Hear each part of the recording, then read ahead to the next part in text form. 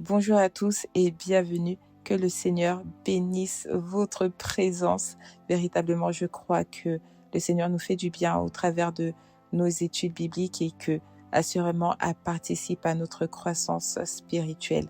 Alors, après avoir parlé de la lumière que nous devons refléter, Yeshua nous donne maintenant une image qui montre comment le royaume de Yahvé se développe dans le monde et dans nos vies. Nous sommes dans Marc 4, du verset 26 au verset 29. Commençons notre lecture, puis nous développerons.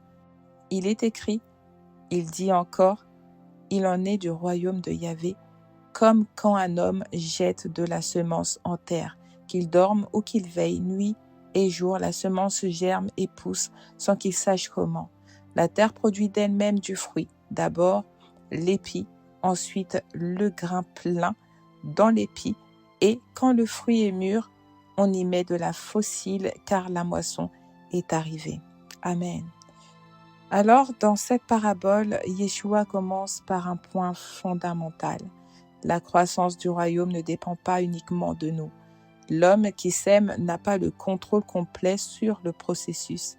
Il peut travailler la terre, semer la graine et veiller sur elle, mais il ne peut pas accélérer la germination, ni décider exactement comment chaque graine va pousser.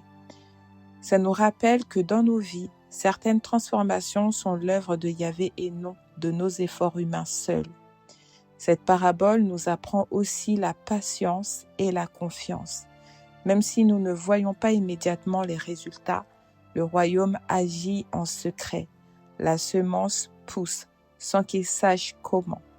C'est un encouragement pour ceux qui travaillent dans le service de Yahvé.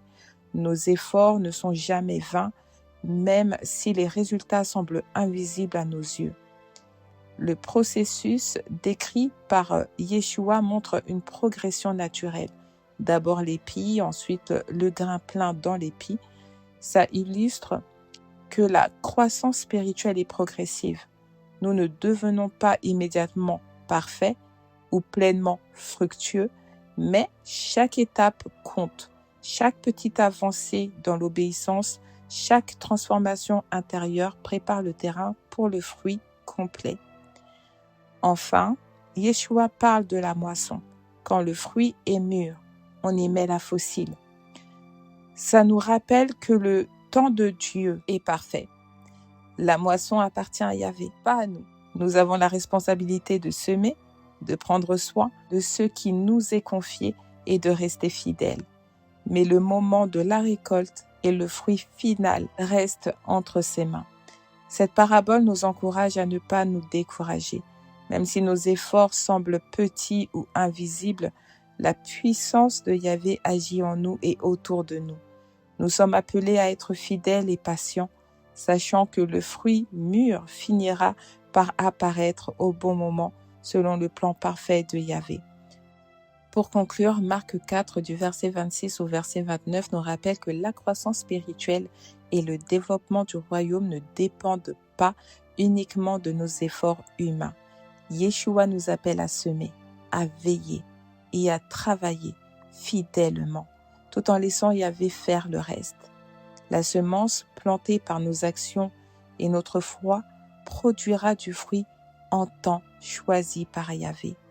Pour tous ceux qui évangélisent et qui pensent que cela ne produit pas, qu'il n'y a pas assez de retour, ne vous inquiétez pas, ce retour ne dépend pas aussi de vous, mais de celui du Seigneur. Vous avez semé, vous avez planté, et le reste se fera par la grâce de Yahvé.